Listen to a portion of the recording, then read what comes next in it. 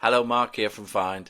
Today I wanted to talk to you about first-time buyers, whether you are one, or whether you know one, or whether you've got a son or a daughter who's trying to be one and you're trying to help them out.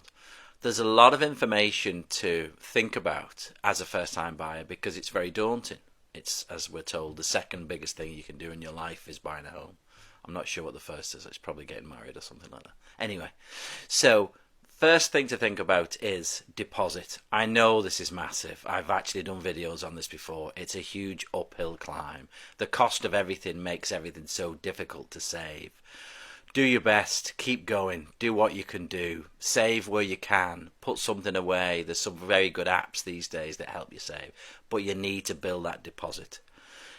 Always nice if you have a gift of a deposit from somebody, a family member, something like that, but very few people do, so it's down to you and on your own or with your partner. You can do it, I know you can, it just is really hard. It can take a few years. Deposit, that's the first thing. The second thing really is take a long-term view on whatever it is that you're going to look at buying. Okay, this is your first home. It isn't your forever home. Generally we see that people are in here for 3 to 5 years. Okay, take a long-term view. It's not an immediate fix. It's something that you're going to be in for a period of time. It's not a rental property. It's your first house. Take a long-term view. Okay. The other thing is, as well, is if you can possibly, just to protect your investment, if you can find something that you can add a little bit of value to, whether that's updating a kitchen, not straight away, because obviously you're going to be pushed when you move in straight away, but a bathroom, kitchen, anything that adds some value, if you can even extend it at some stage, not in the first 6 to 12 months, I know, but you can build value within that house or that apartment, which means that the next step on the ladder will be an easy one because you've built equity up in that property. Okay, do your homework. As a first time buyer, it's difficult because it's the first time you've done this, but use resources. When comparing property, try and compare like with like, area with area, style of property with style of property. I always think square footage is a very good one. It's the only actual real way you can compare two types of properties. You might have a very, very large 2-bed and a small 3-bed, and actually the square footage of the 2-bed is somewhat bigger than the 3-bed. Compare like with like when doing your research. Okay. Think about mortgages. Start to talk early to mortgage brokers and banks. If you're considering a change of employment, if your long-term view is to get a mortgage, think about how marketable you are to the bank and how much of a safe bet you are to a bank. If you've got a solid employment background and you're thinking of throwing it all in and becoming a YouTuber influencer, maybe now isn't the time. Try and get the mortgage sorted first.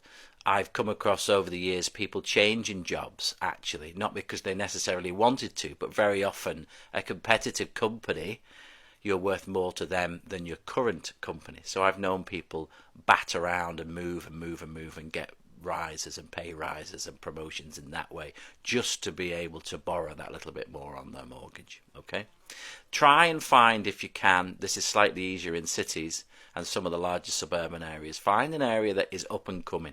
Again, what this will do is it will protect your investment going forward, and by the time you come to move from your first home to your second home, you will have hopefully built up enough equity in there that will facilitate you to move that make that move, get a bigger mortgage and get into a bigger house. Okay, and you have to we can only deal with the time that we're in. We can't look back through rose-tinted spectacles and think, oh, well, if I'd have done that then, or if I'd have done that. We can't do that. We can only live in the time we're in. No matter what's happening with governments or economies or interest rates or inflation, you can only deal with the time that you're in. And to be honest, life goes on.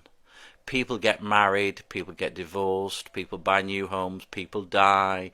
Life just goes on, and it doesn't generally seem to affect the general property market as these things come and go with governments. and finances and economies. It just keeps going on. There's a huge population pressure on the housing stock of the whole of the UK that isn't going to go away anytime soon. So the demand from housing is there.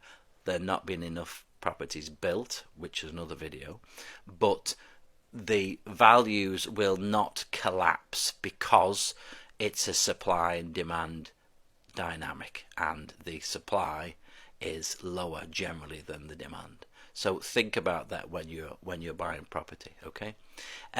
Also, as a first-time buyer, no first-time buyer I've ever known has actually got what they absolutely wanted. You know, there's always compromises, and generally more than one. Yes, your family home might have been in a lovely suburban area of such a place that you can't even think about buying in. So the best thing to do is don't be embarrassed or swayed by people's opinions. Other people's opinions are not valid in this instance. Your parents might be a little disappointed that you're thinking about it in a certain location and not another. It's a very, very different marketed environment than it was for your mum and dad when they bought their house. It's much more difficult, okay? Don't be swayed by peer pressure and people thinking, oh, that's not a great area. It's your first home. It belongs to you. It might not be instantly Instagrammable, but you could always make it that way. Just keep going. It's a long-term thing. And as I say, you need to avail of professional advice that's out there. Talk to estate agents. We always have time to talk to clients, even if it's an estate agent that isn't selling the property that you're particularly interested in. Ring them. Get on the phone. Don't just message. Get on the phone, organise a chat, drop in, and we're always there to give a real holistic view and give you our professional opinion of what's going on. So use the estate agents, okay? This is really important more and more and more, because unfortunately rental values are not going down, and they're not going to go down because we're seeing so many buy-to-let landlords selling their portfolios. So again, supply and demand, the rental figures are going to go up. Now is as good a time as any to be a first-time buyer and to buy your first property. Give us a call if you need us. All the best for now. Bye.